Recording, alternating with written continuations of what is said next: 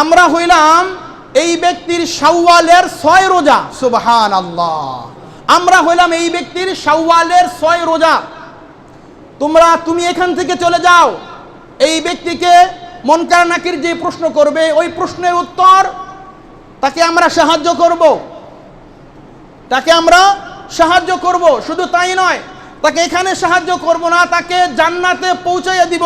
জান্নাতে পৌঁছানো না পর্যন্ত আমরা তার থেকে সরব না। সুবহানাল্লাহ। বলে কেন তোমাদের এত কথা? বলে শোনো, এই ব্যক্তি যেই দিন থেকে বালেগ হয়েছে, বালেগ হওয়ার পর থেকে এই আল্লাহর বান্দা জীবনে কখনো কোনো দিন কোনো বছর এই শাওয়ালের 6 রোজা জীবনে কখনো কোনো দিন বাদ দেয় নাই। সুবহানাল্লাহ। নবী করিম সাল্লাল্লাহু আলাইহি ওয়াসাল্লাম ঘোষণা করেছেন, রমজান মাসে রোজা রাখার পরে, রমজান মাসে রোজাগুলো ছিল আমাদের উপর ফরজে আইন। এই ফরজ রোজাগুলো রাখার ক্ষেত্রে যে সকল ত্রুটি বিচ্যুতি হয়েছে, অর্থাৎ হাদিসের ভাষ্য হলো এমন, যখন বান্দার ফরজ এবং ওয়াজিব নামাজে কোনো ঘাটতি হবে, সেই ঘাটতি পূরণের জন্য সুন্নত এবং নফল নামাজ দ্বারা ওই ফরজ এবং ওয়াজিবের ঘাটতিকে আল্লাহ তাআলা পূরণ করে দেয়। সুবহানাল্লাহ। তাহলে রমজান মাসের আমাদের রোজাগুলো যে ফরজ আল্লাহর বিধান ছিল, পরিপূর্ণভাবে কামা হাক্কুহু, রমজানের হক আদায় করতে পারি নাই। যেভাবে আদায় করার কথা ছিল, যেভাবে রোজা রাখার কথা ছিল আল্লাহর বিধান অনুযায়ী, বলে সেভাবে রাখতে পারি নাই। বলে সেই জন্য এই রমজানের পরে যদি, রাসূল বলতেছেন যে কেউ যদি রমজানের পরে এই 6টি রোজা রাখে, তাহলে রমজানের এই ফরজের ত্রুটি বিচ্যুতির যেই ভুল ভ্রান্তি হয়েছে, সেই ভুল ভ্রান্তির ঘাটতি হিসাবে এই শাওয়ালের 6 রোজার দ্বারা আল্লাহ তাআলা পরিপূর্ণ করে দেয়। সুবহানাল্লাহ। একটা। দ্বিতীয় নাম্বার হলো, রাসূল বলতেছেন এই কথা, তোমার একই আমলের পরে যদি ওই আমলটা পুনরায় যদি আবার করা হয়, তাহলে বোঝা গেল তোমার পূর্বের আমলটা কবুল হয়েছে। সুবহানাল্লাহ। যেমন রাসূল বলছেন রমজানের রোজা আদায় করো, রমজানের রোজা আদায়ের পরে তোমরা শাওয়ালের 6টি রোজা আদায় করো। তাহলে কেমন জানি রমজানের রোজার পরে শাওয়ালের রোজাও, এটাও একটা আরেকটার সাথে সামঞ্জস্যতা রয়েছে। রাসূল বলতেছেন তোমার রমজানের রোজাগুলো যদি পূর্ণ হয়ে থাকে, আদায় হয়ে থাকে, কবুল হয়ে থাকে, তাহলে তোমার এই শাওয়ালের 6টি রোজাও তোমার পরিপূর্ণভাবে আদায় হয়ে যাবে। সুবহানাল্লাহ। হাজী আমদাদুল্লাহ মুহাজির মক্কি রহমতুল্লাহ আলাইহিকে প্রশ্ন করতেন, হযরত আমার যে সেজদা কবুল হয়, আমার যে ইবাদত কবুল হয়, এটা আমি কিভাবে বুঝবো? হাজী আমদাদুল্লাহ মুহাজির মক্কি রহমতুল্লাহ আলাইহি কথা বলছেন, তুমি যখন প্রথম সেজদা দাও, প্রথম সেজদা দেওয়ার পরে তুমি আল্লাহু আকবার বলে ওঠো, ওঠার পরে যখন তুমি দ্বিতীয় সেজদার জন্য আল্লাহু আকবার বলে তাকবীর দাও, তোমার কপালটা যখন জমিনে লাগে, তখন তুমি বুঝবা তোমার প্রথম সেজদা কবুল হয়েছে। সুবহানাল্লাহ। তোমার প্রথম সেজদা কবুল হওয়ার কারণে রব তোমার দ্বারা দ্বিতীয় সেজদা তোমার দ্বারা দেওয়াইছে। সুবহানাল্লাহ। তাহলে রমজানের রোজা কবুল হওয়ার কারণে রব তোমার দ্বারা শাওয়ালের 6 রোজা তোমার দ্বারা রাখাবেন। সুবহানাল্লাহ। শাহ আশরাফ আলী থানভী রহমতুল্লাহ আলাইহি তার এক শারগাত প্রশ্ন করতেছে, হুজুর ইবাদত যে কবুল হয়েছে এটা কিভাবে বুঝবো? হুজুর বলতেছে, বাবা গতকালকে তুমি সকালবেলা খাবার খেয়েছ? বলে জি হুজুর খাবার খেয়েছি। বলে পেট ভর্তি করে খাবার খেয়েছ? বলে হ্যাঁ পেট ভর্তি করে খাবার খেয়েছি। দুপুরবেলা খাবার খেয়েছ? বলে হ্যাঁ দুপুরও খাবার খেয়েছি। বলে বাবা দুপুরে কেন খাবার খাইলা? সকালবেলা তো তুমি পেট ভরে খাবার খাইলা। কয় হযরত সকালবেলা যেই খাবার খেয়েছি, দুপুর হতে হতে পেটের ওই খাবার হজম হয়েছে, পেটের মধ্যে ক্ষুধা লেগেছে, ক্ষুধার কারণে আবার দুপুরে খাবার খেয়েছি। বলে আচ্ছা দুপুরে খাবার খাইছো, পেট ভরে খাইছো? হ্যাঁ। তো রাতে খাবার খেয়েছিলে গতকালকে? বলে হ্যাঁ রাতেও খাবার খেয়েছি। তো রাতে খাবার কেন খাইলা? বলে হযরত দুপুরের খাবার যে খেয়েছি, বলে রাত হতে হতে দুপুরের খাবারগুলো আবার আমার শরীরে হজম হয়েছে, এজন্য খাবারের চাহিদা তৈরি হয়েছে, খাবার খেতে মনে চেয়েছে, সেজন্য আবার আমি রাতেই খাবার খেয়েছি। শাহ আশরাফ আলী থানভী রহমতুল্লাহ আলাইহি বলতেছে, বাবা ঠিক তেমনই ভাবে আল্লাহর কোনো বান্দা যখন ফজরের নামাজ আদায় করে, ফজরের নামাজ আদায় করার পরে এরপরে যখন জোহরের ওক্ত শুরু হয়ে যায়, জোহরের ওক্ত শুরু হওয়ার পরে তার মন ছটফট শুরু করে দেয়, তার মনের চাহিদা, তার দিলের তামান্না কখন মুয়াজ্জিন সাহেব আল্লাহু আকবার বলে আজানের ধ্বনি দিবে, কখন মুয়াজ্জিন সাহেব মসজিদের মিনার থেকে আজান দিবে, কখন আমি মসজিদে যাব। বলে এই যে তোমার দিলের ভিতরে একটা চাহাত, একটা চাহিদা, একটা জ্বালা পোড়া, তোমার অন্তর ভিতরে একটা দরদ, একটা ব্যথা, একটা আবেগ যে কাজ করতেছে, এতেই বোঝা যায় তোমার ফজরের নামাজ যে আল্লাহ তাআলা কবুল করেছে। সুবহানাল্লাহ। জোহরের নামাজের পরে যখন আবার আসরের সময় হয়ে যায়, ওয়াক্ত শুরু হয়ে যায়, এখনো মসজিদ থেকে আজান আসে না, তোমার দিল এখনো কাঁদে, হ্যাঁ একটু পরেই তো আসরের সময় হয়ে যাবে, আসরের সময় হয়ে গিয়েছে, এখনই তো মুয়াজ্জিন সাহেব আজান দিবে, একটু পরেই তো জামাত শুরু হয়ে যাবে।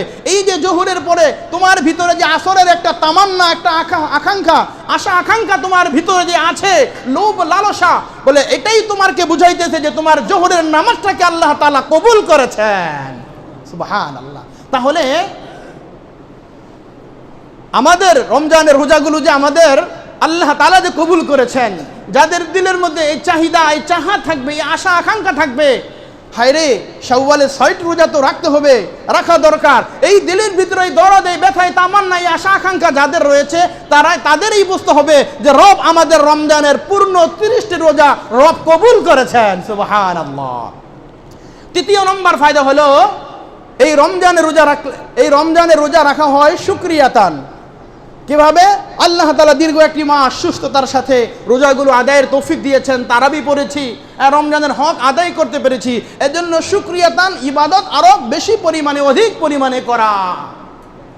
এই হলো শাওয়ালের ৬ রোজার লাভ এবং প্রতিদান এবং তার সওয়াব। শাওয়ালের ৬ রোজার যদিও এই ঘটনাটি, এই কথাটি কোনো হাদিসের কিতাবের মধ্যে নেই, আমাদের কওমি মাদারিসগুলোর মধ্যে, কওমি মাদ্রাসাগুলোর মধ্যে যেই কিতাবগুলো, দর্শী কিতাবগুলো পড়ানো হয়, ওই কিতাবের মধ্যে এই ঘটনাটি রয়েছে এবং এই ঘটনার পক্ষে কোরআন এবং হাদিসের দলিল পাওয়া যায়। এই ঘটনাটি যদিও সরাসরি হাদিসের মধ্যে পাওয়া যায় না, কিন্তু এই ঘটনাকে কোরআন এবং হাদিসের সাপোর্ট পাওয়া যায়। শাওয়ালের ৬ রোজা এর একটা বড় প্রতিদান হলো আল্লাহ তাআলা আপনার কবরের সওয়াল জবাবকে আল্লাহ তাআলা সহজ করে দিব। সুবহানাল্লাহ। অতি সংক্ষেপে বিষয়টি আপনাদেরকে বোঝানোর চেষ্টা করতেছি। মক্কা শরীফের মধ্যে আল্লাহর প্রিয় এক মাহবুব বান্দা দীর্ঘ 10 থেকে 12 বছর পর্যন্ত হাতিমে কাবার মধ্যে সেখানে পড়ে আছেন, সেখানেই নামাজ পড়ে, সর্ব অবস্থায় সেখানেই তিনি অবস্থান করেন। কয়েক বছর পরে আল্লাহর এক বান্দা প্রতিদিন জোহরের নামাজের সময় আল্লাহর এক বান্দা এসে ওই হাতিমে কাবায় যেই ব্যক্তি 10 বছর অবস্থান করতেছে, ওই ব্যক্তিকে জোহরের সময় এসে তাকে একটা সালাম দেয়, আসসালামু আলাইকুম ওয়া রাহমাতুল্লাহ। হযরতকে সালাম দিয়ে হযরতের সাথে মুসাফা করে 2 রাকাত নামাজ পড়ে, 2 রাকাত নামাজ পড়ে এরপরে পুরা বাইতুল্লাহ তওয়াফ করে এরপরে আল্লাহর ওই বান্দা চলে যায়। এভাবে প্রতিদিন ওই আল্লাহর বান্দা 3 থেকে 4 বছর পর্যন্ত নিয়মিত প্রতিদিন হাতিমি কাবার সামনে গিয়ে ওই বুজুর্গ লোকটিকে সালাম দেয়, তাকে সালাম দিয়ে এরপরে তার সাথে মুসাফা করে 2 রাকাত নামাজ পড়ে, 2 রাকাত নামাজ আদায় করে এরপরে তওয়াফ করে চলে যায়। 3-4 বছর পরে হঠাৎ করে ওই ব্যক্তির আর কোনো খোঁজ খবর নাই। দীর্ঘ অনেক দিন তার মাঝে এবং ওই বুজুর্গ ব্যক্তির মাঝে, যেই ব্যক্তি কাবা শরীফে অবস্থিত ছিলেন দীর্ঘ 10 বছর, হঠাৎ করে আল্লাহর প্রিয় এক বান্দা এসে বলতেছেন, এ আল্লাহর বান্দা, আপনার না একজন বন্ধু ছিল,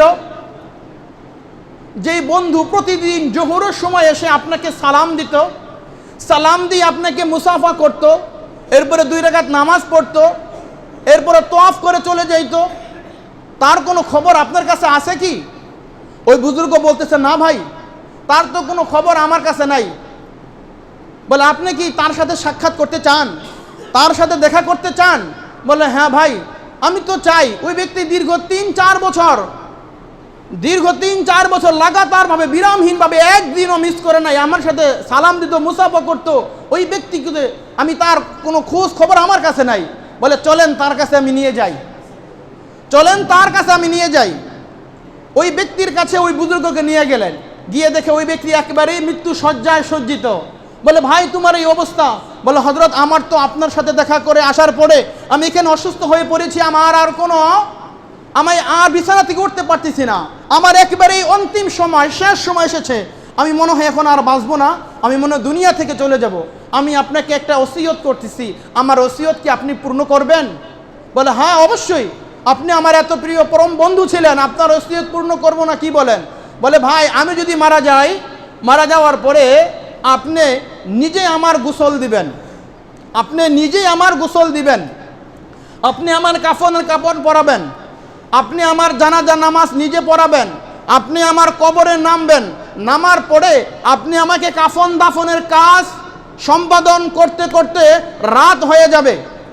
রাত হয়ে গেলে আপনি যাবেন না, আপনি আমার কবরের পাশে থাকবেন যতক্ষণ পর্যন্ত মুনকার নাকির আমাকে প্রশ্ন না করবে, মুনকার নাকির আমার কাছে যতক্ষণ পর্যন্ত না আসবে ততক্ষণ পর্যন্ত আপনি এখানে অবস্থান করবেন। বলো ভাই ঠিক আছে। ওনার এই ওসিয়ত, ওনার এই ওয়াদা পূরণ করার জন্য ওই ব্যক্তি, ওই বুজুর্গ প্রস্তুত হয়ে গেল। ইতিমধ্যেই ওই আল্লাহর বান্দার ইন্তেকাল হয়ে গেল। ইন্তেকাল হওয়ার পরে ঠিক তার কথা অনুযায়ী তাকে গোসল দিলেন, তাকে কাফনে কাপড় পরালেন, জানাজা দিলেন, কবরে নামলেন, কবরে সমাধিত করে এরপরে রাত হয়ে গেল।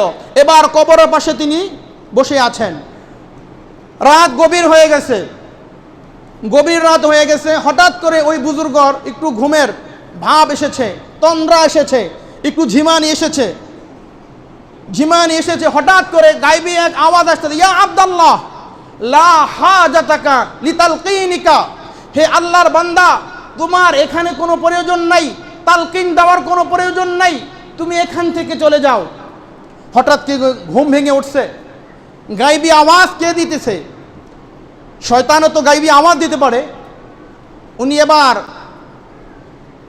সোজা হয়ে বসেছে, আবার গায়বী আওয়াজ আসতেছে, হে আল্লাহর বান্দা তুমি এই বুজুর্গর কবর থেকে তুমি এখান থেকে চলে যাও, তোমার কোনো প্রয়োজন নাই এই ব্যক্তিকে সাহায্য করার জন্য, আমরাই তার জন্য রয়েছি। এবার ওই বুজুর্গ প্রশ্ন করতেছে, যিনি মক্কা শরীফে 10 বছর যিনি অবস্থান করছেন, বলে তোমরা কারা, কি তোমাদের পরিচয়? তোমাদের কাউকে তো আমি দেখতে পাচ্ছি, তোমাদের কাউকে তো আমি দেখতে পাইতেছি না, তোমাদের কাউকে আমি দেখতে পাইতেছি না, তোমরা অদৃশ্য, বলো তোমরা কারা, কি তোমাদের পরিচয়? তখন গায়বী আওয়াজ আল্লাহর যেই মদদ যে ফেরেশতারা দিচ্ছিল তারা বলতেছে, আমরা হইলাম এই ব্যক্তির শাওয়ালের 6 রোজা। সুবহানাল্লাহ, আমরা হইলাম এই ব্যক্তির শাওয়ালের 6 রোজা। তুমি এখান থেকে চলে যাও, এই ব্যক্তিকে মুনকার নাকির যে প্রশ্ন করবে ওই প্রশ্নের উত্তর তাকে আমরা সাহায্য করব, তাকে আমরা সাহায্য করব। শুধু তাই নয়, তাকে এখানে সাহায্য করব না, তাকে জান্নাতে পৌঁছাইয়া দিব, জান্নাতে পৌঁছানো না পর্যন্ত আমরা তার থেকে সরব না। সুবহানাল্লাহ। বলে কেন তোমাদের এত কথা?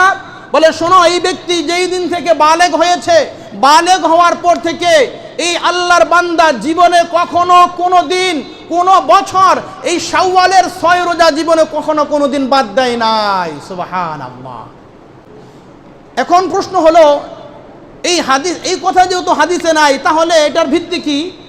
নবী করিম সাল্লাল্লাহু আলাইহি সাল্লাম হাদিসে পাকের মধ্যে ঘোষণা করেছেন, মানুষকে যখন কবরে রাখা হয়, ইয়াকরাউনি আলিহি, যখন মানুষের জুতার আওয়াজ, খরমের আওয়াজ আর শোনা যায় না, 40 কদম দূরে যখন সরে আছে, তখন মুনকার নাকির ফেরেশতা ওই মুর্দারকে উঠায়, উঠানোর পরে তাকে বসায়, বসানোর পরে যখন তার ডান দিক দিয়ে যাইতে চায়, ডান দিক দিয়ে কবরে প্রবেশ করতে চায়, ডান দিক দিয়ে সূরা মুলুক এবং কোরআনে কারীমের আয়াত বলতেছে, তোমরা কারা? বলে আমরা আল্লাহর তৈরি ফেরেশতা, আমরা মুনকার নাকির তাকে প্রশ্ন করার জন্য আসছি। বলে তোমাদের কি প্রশ্ন করার করো, এই আল্লাহর বান্দা দুনিয়াতে কোরআনে কারীমের তেলাওয়াত করেছে, সূরা মুলকের আমল করেছে, তোমার প্রশ্ন করো, যা করার উত্তর আমরা দিব তার পক্ষ থেকে, তাকে জান্নাতে না নেওয়া পর্যন্ত আমরা বিন্দু মাত্র এখান থেকে সরব না। সুবহানাল্লাহ। এবার ডান দিক থেকে ঘুরে, মাথা থেকে ঘুরে যখন ডান দিকে যাবে, হাদিসের ভাষ্য হলো ডানে বামে সামনে পিছনে, তার নামাজ, তার রোজা, তার দান সদকা, বলে এগুলো তার চতুর্পাশ দিয়ে এগুলো তাকে পরিবেষ্টন করে রাখবে।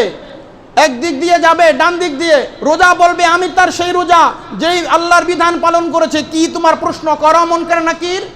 তোমার প্রশ্ন থাকলে তুমি করো, তার উত্তর আমাদের পক্ষ থেকে আমি প্রদান করব। সুবহানাল্লাহ। বাম দিক থেকে যাবে, তখন বলবে আমরা তার নামাজ, এত সুন্দরভাবে দুনিয়াতে নামাজ পড়েছে, নামাজের গুরুত্ব দিয়েছে, প্রশ্ন কি করার করো, তাকে জান্নাতে পৌঁছাইয়া এরপরে আমরা এখান থেকে সরব। সুবহানাল্লাহ। পায়ের দিক থেকে যাবে, তখন দান সদকা বলবে তোমাদের কি প্রশ্ন করার করো, এই ব্যক্তিকে জান্নাতে না পৌঁছানো পর্যন্ত আমরা এখান থেকে সরব না। সুবহানাল্লাহ। তাহলে চতুর্দিক থেকে, ডানে বামে সামনে পিছনে, সর্বদিক থেকেই কোরআন এবং হাদিসের ভাষ্য হলো এমন, যেই দিক থেকেই যাক ওই দিক থেকেই দান সদকা, নামাজ, রোজা, কোরআনে কারিমের তেলাওয়াত এবং শাওয়ালের 6 রোজা ওই আল্লাহর বান্দাকে তার এই মুনকার নাকিরের প্রশ্নের জবাব দিয়া ওই ব্যক্তিকে ঘুম পড়াইয়া এমনকি তাকে জান্নাতে পৌঁছাইয়া এরপরে তার থেকে তারা বিরত হবে। সুবহানাল্লাহ। এবার বুঝে আসলো শাওয়ালের 6 রোজার কি পরিমাণ, কি প্রতিদান, কি ফজিলত এবং কি লাভ রয়েছে। কোরআন এবং হাদিসের আলো থেকে, কোরআন এবং হাদিসের আলোকে শাওয়ালের 6 রোজার গুরুত্ব এবং তাৎপর্য এবং এর ফজিলত এবং কিভাবে রাখবো সবগুলো বিষয় আলোচনা হলো। আমি সহ সকলকে এই বিষয়ের উপর আমল করা তৌফিক আল্লাহ দান করুন। সকল